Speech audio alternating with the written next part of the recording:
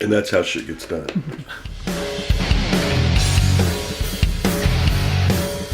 I fucking think you should have pickles, and if we have pickles, there should not be any fucking dill pickles. It should only be fucking sweet pickles. The bread and butter pickles. I don't know, it doesn't even have to be bread and butter, but it has to be sweet. I like the maple ones with a little bit of jalapeno, and I like to use them with other shit. I don't ever want to fucking sit down and eat a pickle. I don't ever want to see somebody sit down and eat a pickle. And I don't ever want to fucking see a dill pickle. Are we clear? We good? Crystal. So is that a maybe on the dill pickle? What was the first part again? What do you want to talk about? You want to talk about the guy, the recon guy? Or You this got one the to go paperwork? I don't. Well, You how sent the me fuck on are we the. going to talk about it? I guess I can. You want me to read it on here? Well, Can we I'm not email? going to fucking read it. You're going to read it, and I'm going to make faces. All right. You want me to print it out so we can read it? Yeah, Okay, do that. go do that. I don't know how to print it out on your computer. Where do you live? I live in Kansas. Well, you better fucking get there and come back. The fly swatter's on the floor. We're going to look for it for fucking 7 days. The chair's before against the somebody wall. finds it. Yeah. And John has a large mustache. He Look at the does. paper. He does. All right, what do we got this morning? Have you ever seen this paper? I know. Well, just now you said it down. I don't think This is the so. paper I forwarded you and said, Okay. prepare for this, read this, know the script. We're going to do this video in a week. Cold read. Yeah. Are you reading it right now?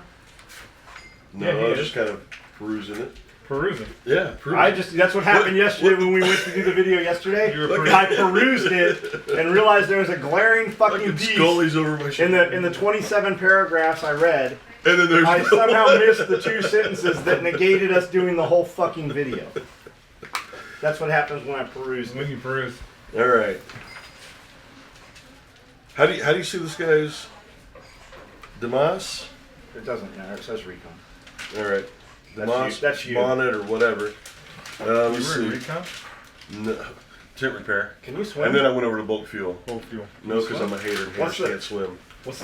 What's the? I know you're gonna say don't quit. Uh huh. Not the gut, not the fucking mental part. What's the fucking biggest thing? If you wanted to go to recon, you better be able to fucking swim, right? Oh yeah, yeah. And yeah. SEAL team, Say I would imagine. I wouldn't same think thing. it's swimming. I think you got to be able to carry a fucking foam pole. Foam pole, well, that's like for the log PT and stuff, or what? I think that's the biggest part of SEAL teams. Foam pole. It's just foam pole. Foam pole, cold water. Like you don't even need to swim. Just go fucking. Foam You want to be a pole. SEAL? You want to? What's it take to be a SEAL? Just go fucking sit in the ocean for about 27 hours. If you can do that on your own, You're good to go. we can talk. I would say probably the biggest part is people don't make it for probably I would say 1 of 3 reasons. One of them being they have some kind of medical condition that keeps them Which from, they should have fucking known prior to this. Right, but I'm So- talking about like maybe someone where they can't equalize quite right in the pool or whatever, Okay. or doing crossovers and stuff like that. Do you So- equalize? yeah, I'm equalizing right now. When I Kegel, it's just a, Would you say keeps that you me were a balanced. better reconnaissance marine because I drowned you so many times? I'd say that I was comfortable with it. No, the other thing I would say, so your medical, if you have some kind of medical condition that you don't know about until maybe you put yourself under duress of that thing or whatever. Injury would be the second one, and I would say that those two are probably very small amount of people. Most people, they quit. They quit in the water. The pool is where a lot of them quit. What do you got? That's it. It's mental weakness. Yeah. They will train you and push you through anything. SEALs are the best, actually. You don't know this. If you want to do something like that, well, I would say Green Berets probably do it too, but Green Berets still gut check you before, so you have to go through their gut check before you get to the training side. But SEALs, the way that program is set up is they can take a boatswain's mate, some dude that's been doing nothing his entire Navy career except fucking polishing brass and painting the sides of ships. Tying knots. And as long as that kid has the mental idea that he's going to be a SEAL, they will train him and work him through those stages to get him to be a SEAL. Meaning, when you get to BUDS, you don't need to be doing 100 push-ups and bench pressing Right. 250 pounds. They do all that exercise stuff in progression to get you to the point where you're ready to be doing all that other shit. The Marine Corps and the Army and their They don't do that. They fuck with you before they get you to that There's point. a level of to hazing. get you, there's a level of hazing, and for the What do we difference call is, it now, though? It's not hazing anymore. It's rite of passage. There you go. yeah, rite of passage. But the difference is, and the difference in the reason why is, when the Navy looks at SEAL teams, and don't get mad, SEAL teams, but when the Navy looks at SEAL teams, they are not expensive. That's the cheap end of the Navy. Even though they're buying them fucking $1 million boats and all that, that's the cheap end of the Navy. Buy fucking washers for an aircraft carrier, then you'll know what's expensive. So that's the cheap end of the Navy. So the Navy kind of doesn't really care what the SEALs are doing. The SEALs can just do their thing. They're not You got- really part of the Yeah, Navy. right. Yeah, you got guys that wash out. They go back to whatever their primary rate is, and they all broke their ankles. None of them ever quit or failed. Right. Yeah. But that's how the Navy does it. The difference is in the actual fighting forces. Recon doesn't fight, guys. In the actual That's fighting just- forces, we don't have the money. We don't have the money to waste on don't have somebody that time we are anymore, going to yeah. train and who's going to quit at the end. Yeah. So there is always that pre-ranger selection course for SF guys, pre-sniper school, the recon. What did the recon do? Rip. Rip. Yep. There's always that pre-thing where we can kind of put dudes under high stress to see if they'll quit. Because that is always it. Yep. The truth of the matter is, you can train anybody to do 400 pull-ups. You can train anybody to do 500 push-ups. But you cannot train somebody to not quit. Quit. Exactly. You can't. It's impossible. If somebody's got quit in their mind, they will quit. It's the reason why that fucking bell at Bud's has a ding in it, because dudes ding out all the time. That thing sitting there on the beach looking sexy as hell. I had a guy at sniper school that when we do the Trail of Tears, he would walk next to one of the students and just talk to him. Just Get in talk their to head. him and Yeah. get in their head. And every single class, he would get somebody to quit. Or this evolution will end as soon as I get 3 more bodies down or whatever. Yep. That's go ahead. Is it true that they had to stop calling it hazing and call it rite of passage because of you? No. I'm pretty sure it's because of your fault. News crew, No. camerawoman, Oh, newspaper. at the swimming pool. Yeah, that Yeah, was- running a rip and Okay, back. had. Yeah. Okay. Well, I don't think it was me. I think No. I got trained. Is it true that No. you lit half of Camp Pendleton on fire? Half is such a big statement. What is the statute Did of you ever? limitations on all this? It's over. We're good. All right. Did you ever light Camp Pendleton on fire?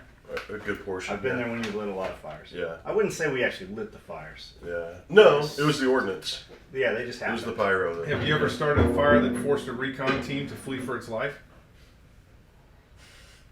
Well, no, because they weren't. We evacuated. They weren't MOS qualified yet. It was a RIP class. So I'm going to answer that one now. We evacuated part of a race course. Yes, we did out in the desert. Yeah, I would say the quitting thing though. If you could do anything to prepare to go, and this guy is wanting to go or whatever questions, it'd be the mental aspect of it. Because like you said, they can train like this stuff or whatever. Train anybody to do anything if they've got the heart and the mind to stay there in it. But most of them are going to quit. Like when I went through, you hear a lot of people say, well, I'm going to do 100 push-ups or this and that or whatever to get ready, and they think that's the whole deal. And it's not, because every swinging dick in there has been through the NDOC and passed it. Everybody is a first-class PFTer. Everybody's got a swim qual, and everything else before they get to that point. But it's that mental thing. It's like in my RIP class, I think there was 30 or 31 of us for the 30-day course. And by the end of the third day, there was 4 of us left. But everybody was in good shape. I mean, the first class, so it's not that deal. It's the mental aspect. I'd say get comfortable being uncomfortable and do things that make you uncomfortable so that when you're not the one controlling the environment, getting uncomfortable, you've already got some kind of fortitude in your heart and in your head for it. And don't think what I'm saying is don't prepare yourself physically. Right. I mean, there is that aspect. You've got to get it. You remember he just said something. You got to have first class PFT. You got to have a first class swim qual. You got to be an expert to go to fucking sniper school. Those are all Yeah. minimums. And That's- you can know all that shit before you even join the Marine Corps. Like, that's Yeah. all published. Like, Yeah. that's not. It doesn't have to be a mystery. That's all. Those are all minimums. So remember, that's the minimum. So if you meet the minimum requirements to get into any of these things, once you get there, Every dude there. every dude there. So the baseline is now. Now it starts. So if you let's say you run a 300 PFT, right? You get up on the bar, you do your 20 pull-ups, you do your 80. What do they do? They do kips now. And remember, it's 1%. No. So if there's The 100 of you, there's crunches, fucking yeah. one of you. You do your 80 crunches or whatever stupid number they are now, and then you do you're running 18 minutes. While those are high standards for the Marine Corps, so that 300 PFT is a high standard for the Marine Corps. It's the minimum standard for everywhere else. It's a minimum standard. So once you get to that point where you're accepted, now you have to exceed those standards. Yeah. And that's all part of the mental toughness. I will say this, I can't speak for recon or special forces or rangers, but that was always, so whenever we ran an in-dock to get fucking pigs for sniper school, that was always my number one concern, was is this person going to quit? So, you ran a PFT, you did all kinds of stuff, the obstacle course. Well, so these guys would be physically challenged by the end of the day. If Lance got up on the pull-up bar and did 20 push-ups, or 20 pull-ups, I'm sorry. Yeah. I'd be did doing like 20 that parkour I've seen shit. him do that. He did his 20 pull-ups. He does his 20 pull-ups, and then he just jumps off the bar and he's like, I'm good to go. And then Sebastian gets up there and he does 15 pull-ups, and he's kicking and screaming and hanging and will not get off the bar until we force him to get off the bar. He's more important at this point than him. Mm-hmm. Because if you I'm can just do, doing what I need to do to get because by. if you can do 20 dead hang pull-ups, then you can do 25, or you can do 30. You just went to the point where you thought you could stop and you stopped, and that for me is a done deal. You've changed how I think about you, because I need you to be able to go further. I need you to be able to go out to the middle of nowhere in 29 Palms and be left in the field for 4 extra days while the battalion's in the rear smoking and joking, and you still be able to accomplish your mission and bring everybody home and all your equipment. I need you to be able to do that. I need you to be able to do things that the regular Marine Corps is not even going to think about. They're just going to be like snipers. Where are those guys at? Are they still in the field? Yeah, who picked them up? Because Yeah, sometimes they will lose you.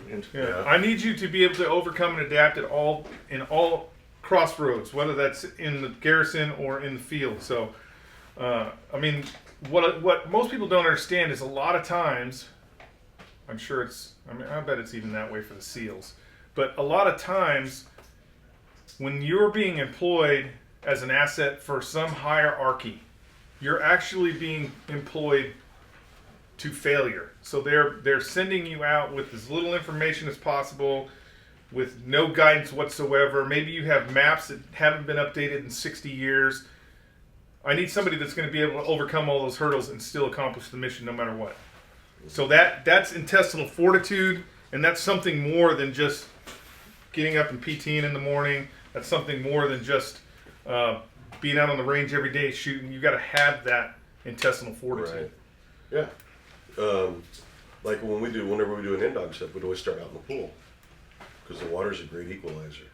And so you got your guys that can run fast and everything, but not everybody is a strong swimmer, even if they're first-class swimmers and stuff. Yeah, there are guys that shallow water blackout, this and that or whatever. And then if, let's say that does happen, you're exhausted, stuff like that, you're doing crossover, something like that, go down shallow water blackout, and now you got this fear of getting back in the water and doing it again, which this is something that you have to be able to complete. So you can lose them right away. Well, yeah, it's a great equalizer, but you'll find out who is going to stay or not. Plus, it's going to tire them out for all the rest of it. Exactly, which is just going to be another gut check and everything. Because it's the mental part of it, man. Get comfortable being uncomfortable, doing things you don't like to do, and looking at it like if I would say, first of all, your first thing is the one bite at a time thing. When you go to boot camp, worry about freaking boot camp and being the best damn Marine that you can be. be that guy that wants to be the squad leader or whatever. Put yourself in front and things like that. You're going to get more attention and everything else, but it's also going to help harden you to prepare you for the, if that's what you're doing after boot camp or MCT or however they do it now, that it's a primary MOS, I don't know. But use that stuff to get you there to that mental toughness. Same thing with life, everyday stuff. You got shit that sucks, you can't control or whatever, you don't want to do it. Do it anyways. Life's a gym. Fucking work it.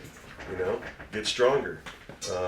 Because it's that fortitude and everything that is going to keep you going when your buddy quits. This and that is like when I went through RIP, and I was telling you, you know, 31 guys or whatever for a 31-day course, and everybody had already passed the NDOC and everything else. Everybody was, I mean, first class, this and that, and everything else. End of the third day, there was 4 of us left. Get off the door. The first night, 11 guys fucking quit at the end of the first day. You know, that's like almost half the class right there. And one of those guys that quit was my best friend. At the time, you know, we were down at Horno. We would get up and run the fucking microwave thing every morning, ruck. Go to do the high-low trail to Santa Ana and shit before PT with the platoon and everything else, getting ready for the NDOC. We went and did the NDOC. He didn't pass the NDOC, I did. And then he ended up taking, I think, 2 more NDOCs after that until he finally passed it. And then we go there and everything else, and it's like the first night, he's like, man, fuck this, I'm out. You know, it's just like, I'm just like, Beer in bed. all right, man, see you, I'm staying, you know? Which really sucked because now our fire watch, because now we're down to like 4, Yeah. and so our fire watch and everything, our boat crew is smaller, so you don't have 6 guys Yeah. carrying a damn zone anymore. You're down to 4 and everything else.